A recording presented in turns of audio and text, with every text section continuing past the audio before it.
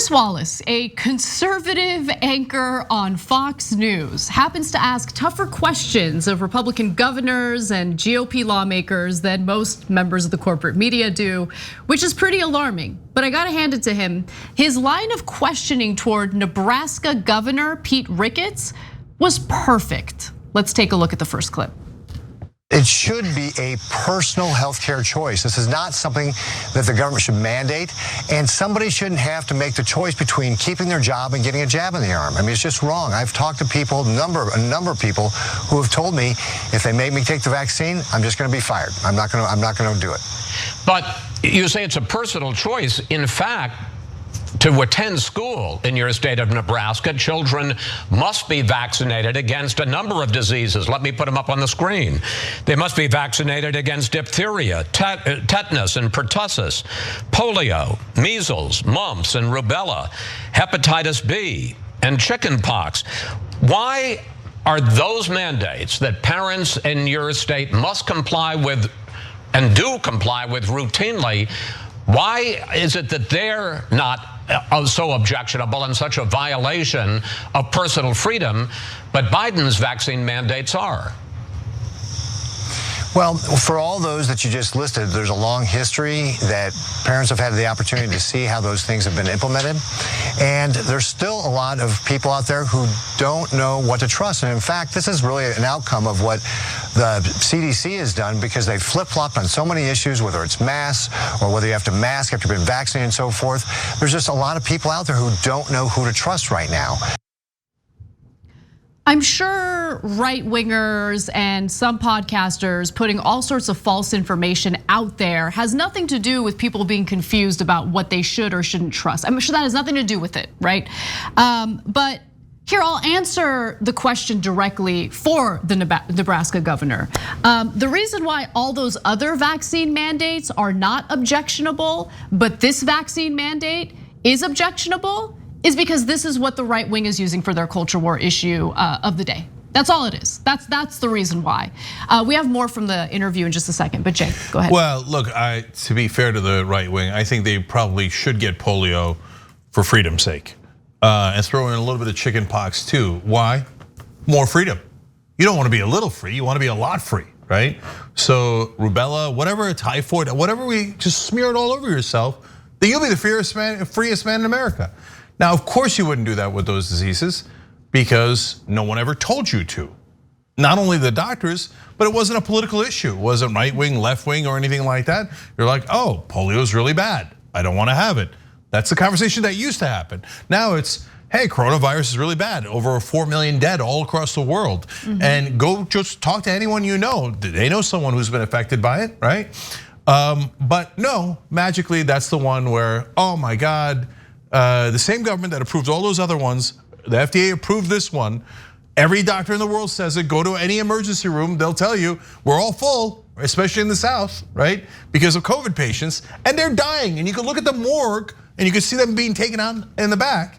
Like, nope, this is the one. Why? Tucker Carlson, Jimmy Dore, whoever else, right?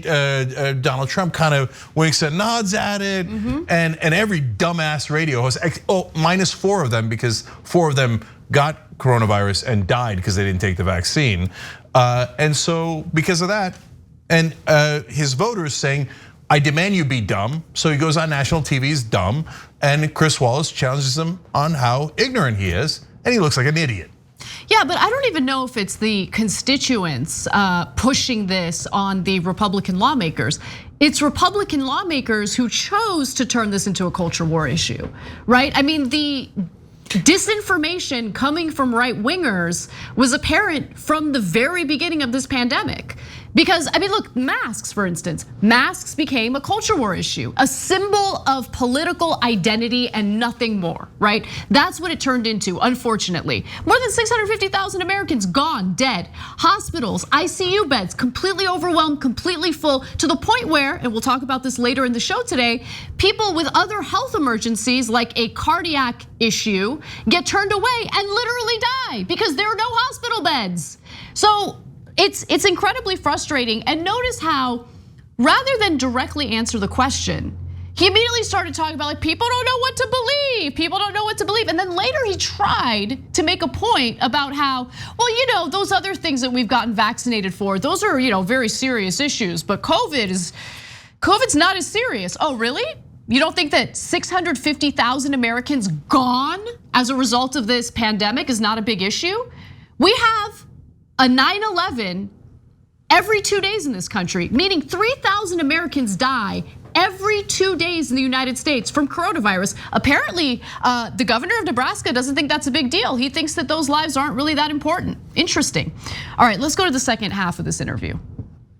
Well, the president should look at the data, and maybe the president should attend one of the weekly calls his administration has with all the governors. He's not been on one yet since he's been president, and maybe talk to some of the governors and ask them about what's going on in their states, because he appears to be pretty ignorant of what's going on in places like Nebraska. Let's talk about the COVID situation in your state. And again, it's not just about kids, it's about the entire population. Let me put the stats up on the screen. Back in June, Nebraska was averaging 23 new cases a day. Now, with the Delta surge, you're averaging 759 new cases a day. Governor, that's the highest since last winter. Yeah, and again, what we focus on is preserving our hospital capacity, and that we have seen steady increase in hospitalizations throughout the course of the summer.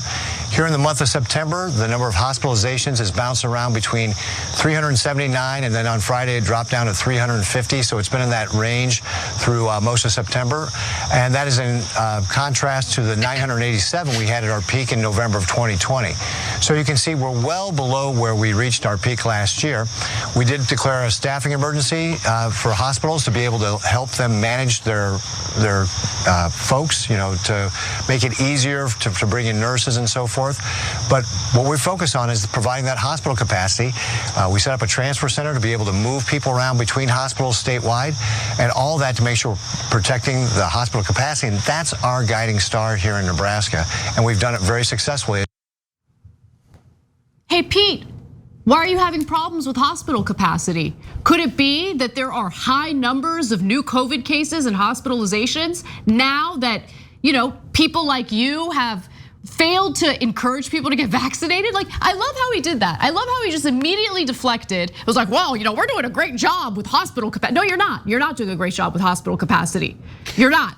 Yeah. When the hospitals are overwhelmed with COVID patients, you're doing a poor job in managing the situation. And the audacity for him to point to President Joe Biden and be like, maybe he needs to have a discussion with these governors. No, maybe he knows what's going on, and he sees the failure of GOP governors like Mr. Ricketts, and has decided to finally show some leadership on the vaccination issue.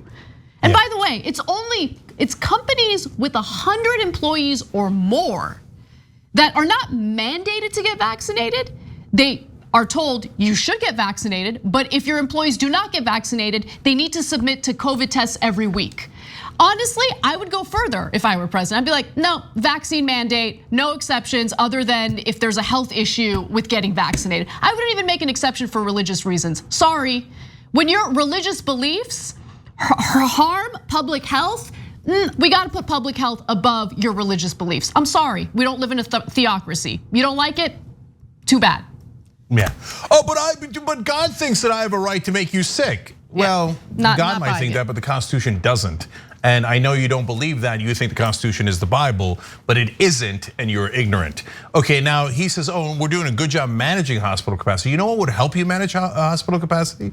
If you encourage people to take the vaccine, then your hospitals wouldn't be filled up with unvaccinated people who have coronavirus.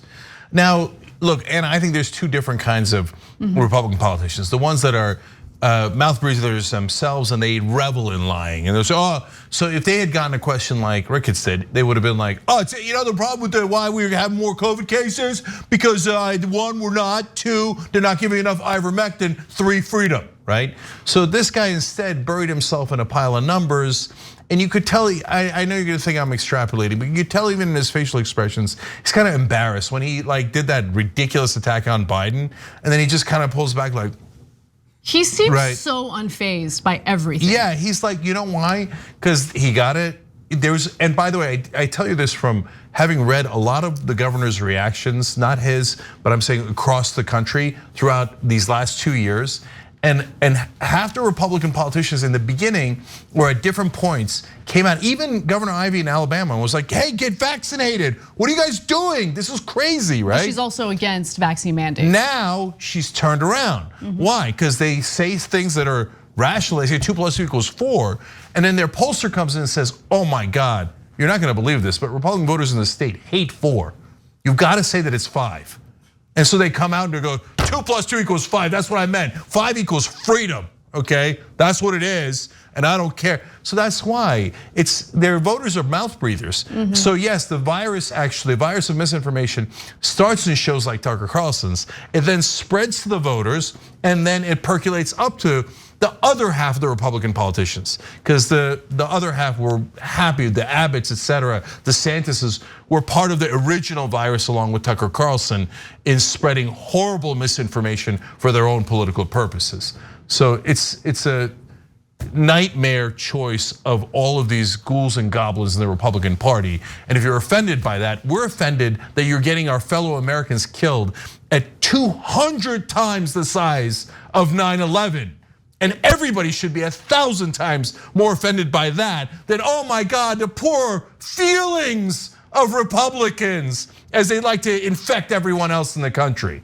I don't care about your stupid feelings. Yeah, exactly. And look, he wanted to pivot, Ricketts did. He wanted to pivot toward a discussion about like, oh, but children, children are safe, it's not a problem.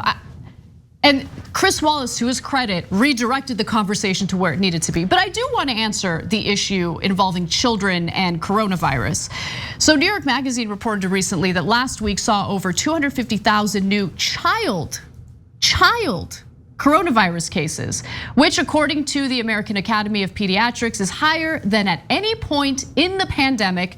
It also means that children now account for more than a quarter of all new cases.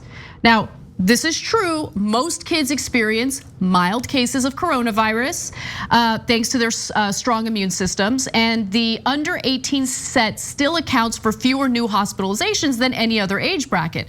But as of September 2nd, data from 24 states found that under 2% of coronavirus cases in children resulted in hospitalization. So kids are in fact being hospitalized, so it really depends on a number of factors. But the spike in hospitalizations is especially concerning. Why? Given the capacity of pediatric ICU units, which average just 12 beds per hospital.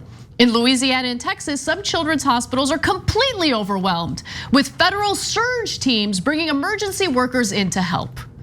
Meanwhile, they're disingenuous and immoral leaders continue to tell them, it's optional. It's not a big deal to take the vaccine. Maybe you endanger your kids' lives and see how you like it.